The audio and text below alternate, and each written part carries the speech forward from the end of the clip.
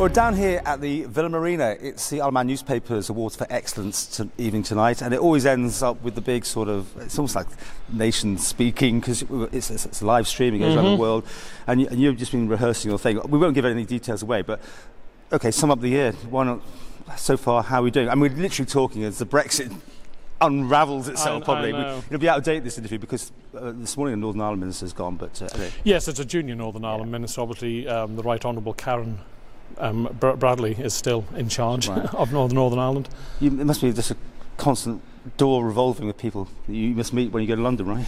Yes, and I was invited to London yesterday to see the report, the 585 pages. Oh, you went down to see it? No, I didn't. I just didn't have the time, because by the time I'd have got there, they wouldn't allow me to share it with anyone. I was there to have a look at it, so by the time I'd have got back, it would have been in the public domain. But at least I was offered... I was going to say on the positive side. On the positive side, I was invited down at very short notice to see it. Have you consumed it on the internet? I have been reading it till late hours of last night, along with listening to the likes of the Peston Show to see the feedback and the views. And obviously we're working on a paper at the moment to put out a brief summary of where we see this impacting on the Isle of Man. I think clause 3 in the report clearly showed that the Isle of Man, along with the Channel Islands, was included in the agreement, should it be agreed. Right, let's do the other things. Lots of I haven't seen you for a couple of weeks, obviously. Mr. Chris Robertshaw, definitely not happy with the way the government size is going. Guernsey's come out with this thing. You sort of didn't want the big bang thing you've been on the record saying. But is it just that, or is it really going in the wrong direction? Are you taking on more staff? Well, in some areas we are taking on more staff, Paul, and that's good news, because when I took over as Health Minister, for example, we weren't training any mental health nurses. We'd stopped that. The number of actual nurses we were training was low, so we virtually doubled the number of nurses that we were training. Now, when you're paying locum or agency staff wages, you're paying nearly 3 times the going rate, so it's cheaper to train your own people, even with the pension contribution, it's considerably cheaper. So having more people in the health service can be less numbers in real terms and a lower bottom line. You're on safe ground mentioning health and that sort of thing. I think people are probably more concerned, and I don't know if the answer is this, behind the scenes, other areas, they getting bloated, the ones that you have a new position created in something that no one even knows about, that's just civil service. Well, we've tried really hard not to increase the size of the civil service. Talking about my own cabinet office, for example, we've had to increase the odd number of people working there because of Brexit, which we've just discussed. The amount of work behind the scenes on Brexit, doing the legislation, preparing ourselves, making sure we're away regularly to...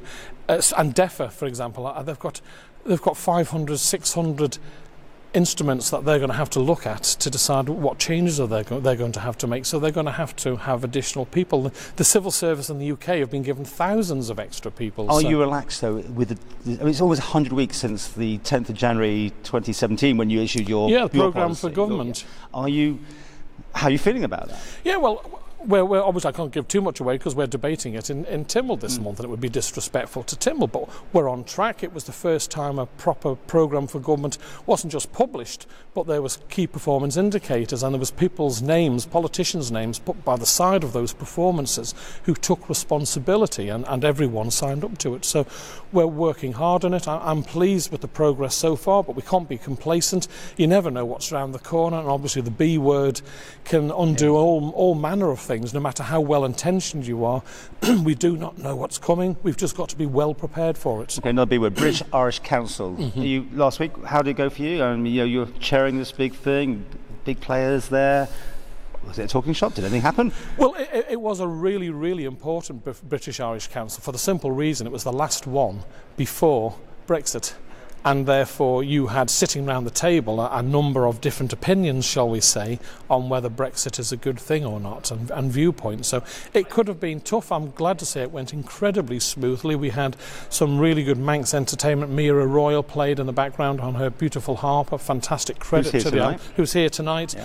We also had Ruth Tickle, Cleveland medalist, singing Ellen Vannon. So it was a cultural exercise, It was a cultural exercise, showcasing and selling the Isle of Man. We also gave them a 3D printed, because it was technology and digitisation, we gave them a 3D printed 3 Legs of Man, for example. And digital inclusion was the name of the game. What is that exactly? I mean, well, Is that, well, you bring all the party leaders together, all these people to talk about that? Or? Well, it's how we can share ideas amongst ourselves, and just as an example of one I've taken part in personally, because as the leader of the various states, you're more involved with the actual general talk about obviously Brexit and what your country is doing. But Chris Robertshaw was the minister, and he led the discussions on digitisation, and you're learning what others are doing, and it's not always you have the best ideas, but if you can see someone else is doing an idea and it's really worked, then you can say, well, how can we adapt that for the Isle of Man to make it better on the Isle of Man? And do you get your FaceTime one-to-ones with all these leaders? Do you get your moment to have a quick... Yeah, we had some good behind-the-scenes meetings, which are really useful, because you find out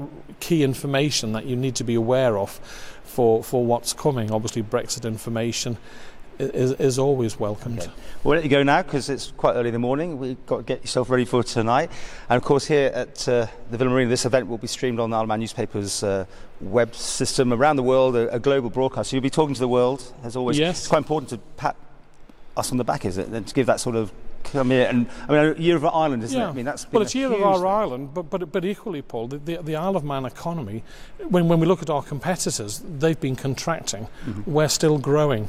Now we can't be complacent. That was a huge. Is that really? I keep saying, is that a blip though? Because it was such a massive 7% or something. 7.4%. Yeah. Yes. Well, I would love to say, you can't. We're never going to hit that again. No. I'd be delighted if we could, but in a realist world, I can't see us hitting that again. However, it's showing a growth. We've got an increase in population of people working on the Isle of Man. I know an awful lot of new jobs being created on the Isle of Man, and it's the hard work of all of the people of the Isle of Man. This isn't government on its own, it's government working with the people of the Isle of Man. That's my main message, is that we are celebrating tonight the fantastic achievements of individual companies and individuals on the Isle of Man which have created the growth in our economy. Okay, stay tuned. You can see the whole thing. There's an Island video that's in the middle there, and it all ends up with a special award for the lifetime achievement. And someone in this room gets quite a shock, and this follows your gig. So that'll be about 11 o'clock tonight. Yes. Well, see you later. See you later, Paul.